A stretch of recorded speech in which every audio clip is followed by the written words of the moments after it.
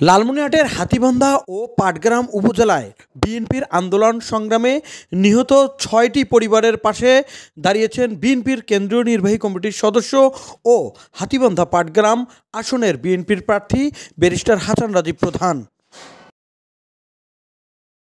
রোববার দুপুরে হাতীবান্ধা ও পাটগ্রাম উপজেলার ৬টি পরিবারের বাড়িতে গিয়ে ৫টি পরিবারকে একটি করে গাভী ও একটি পরিবারকে ভ্যান প্রদান করেন।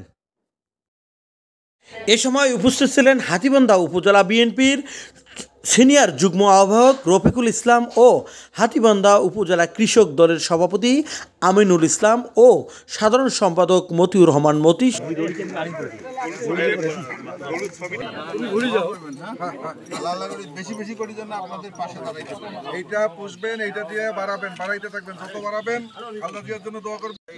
ঢাকা থেকে আমি ওর সঙ্গে যোগাযোগ রাখি না, মাঝে মাঝে ফোনে কথা হয়। বাংলাদেশ জাতীয়তাবাদী দল বিএনপির পক্ষ থেকে দীর্ঘ আন্দোলন সংগ্রামে ফ্যাসিস্ট সরকারের বিরুদ্ধে যে আন্দোলন হয়েছে সেই আন্দোলন সংগ্রামে আমরা আমাদের সহযোদ্ধাকে হারিয়েছি। এই ফকিরপাড়া ইউনিয়নের একজন, গডিমেরি ইউনিয়নের আমরা যার বাসার সামনে দাঁড়িয়ে আমাদের কৃষক দলে ছিল তাকে আমরা হারিয়েছি। পাটগ্রামে আমরা 4 জন ব্যক্তিকে হারিয়েছি। আমরা এই সামনে ঈদ, যাতে তাদের পরিবার হাসি খুশি আনন্দে ঈদ করতে পারে, সেজন্য আমাদের দলের পক্ষ থেকে আমরা সামান্য উপহার হিসাবে এই 4টা পরিবার যেন এইটাকে অবলম্বন করে এগিয়ে যেতে পারে, সেজন্য আমরা 4 পরিবারকে পাটগ্রামে 4টা গরু, এখানে রমণীগঞ্জে একটা পরিবারকে একটা গরু এবং এই পরিবারে যে আমি যার বাসার সামনে দাঁড়িয়ে তাকে আমরা একটা ভ্যান প্রদান করলাম। এগুলো খুবই সামান্য বিষয়, সামান্য জিনিস।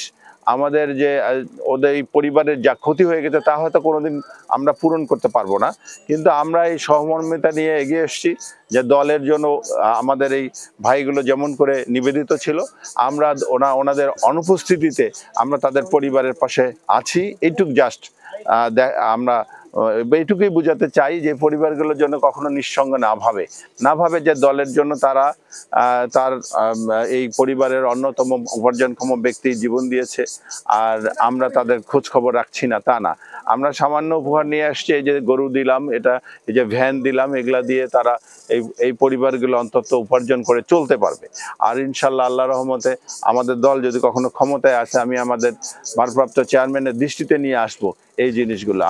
আমি আশা বিশ্বাস করি উনি তৃণমূলের যেভাবে খবর রাখে, আমাদের অভিভাবক অধ্যক্ষ আসাদুল হাবিব দুলু ভাই যেভাবে আমাদের তৃণমূলের নেতৃবৃন্দের খবর রাখে, ইনশাল্লাহ আমাদের যদি কখনো সুদিন আসে, বিএনপির যদি আল্লাহ রহমতে মানুষের সমর্থনে ক্ষমতায় আসে, সেদিন আমরা এই পরিবারগুলোকে দেখভাল করব, আরো ভালোভাবে দেখভাল করবো ইনশাল্লাহ।